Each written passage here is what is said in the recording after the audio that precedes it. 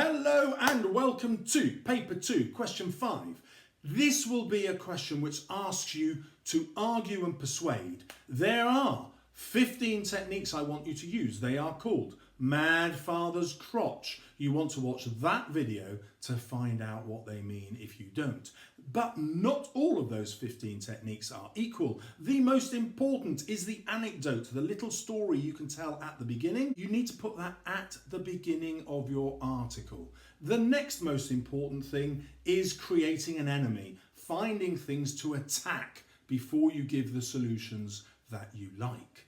To revise for this, go to any newspaper and read their opinion pieces. Their opinion pieces are full of these mad crotch techniques. These are called rhetorical devices. Learn them by heart, practice using them, and you cannot fail.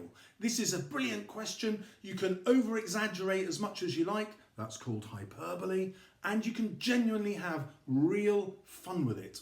My final tip is for you to think of things which are long-term. Other students in the exam will just be thinking about the immediate.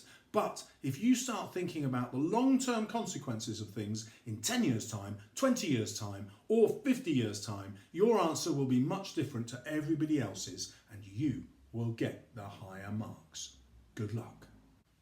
And 16 of your marks are basically for punctuation, spelling, and how you construct your sentences. Therefore, you need to go away and learn how to use colons, semicolons, and brackets. Make sure that you get commas right every single time. If you comma splice and use them instead of a full stop, you will get marked down. No questions asked. Go away and learn to use commas. Finally, if you start each and every sentence with a different word, it will guarantee that your sentences are interesting and your marks will rocket. Hello and welcome to this 1-minute video on how to plan your answer to question 5 of paper 2.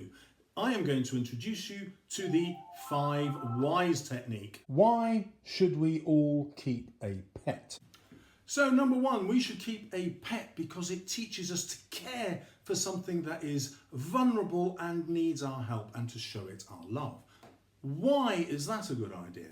Well, if we learn how to care for a pet, we will learn how to care for each other and have a more inclusive society.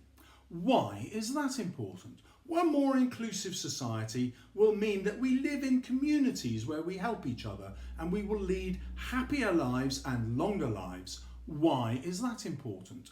Well, in the future, resources will become scarcer and we will need to rely on each other's help more and more because we can't rely on the state to look after us in our old age or when our families fall on hard times. Why is that important? Well, because we all want to live in a society in which people help each other. This is our moral purpose as human beings and will give us real satisfaction. Why is that important?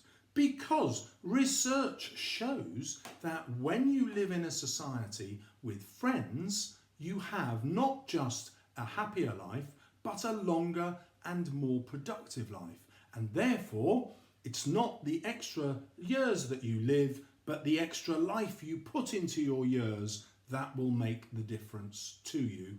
And having a pet will mean you will always have something to share your good times with.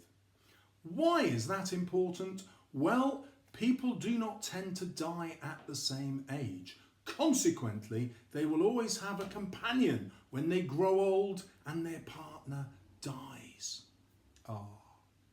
So now you can see how the 5 whys work. They take you into the future. They give you a structure to your writing super quickly. You don't have to plan it all in advance. You just know you follow the next pattern of 5 whys.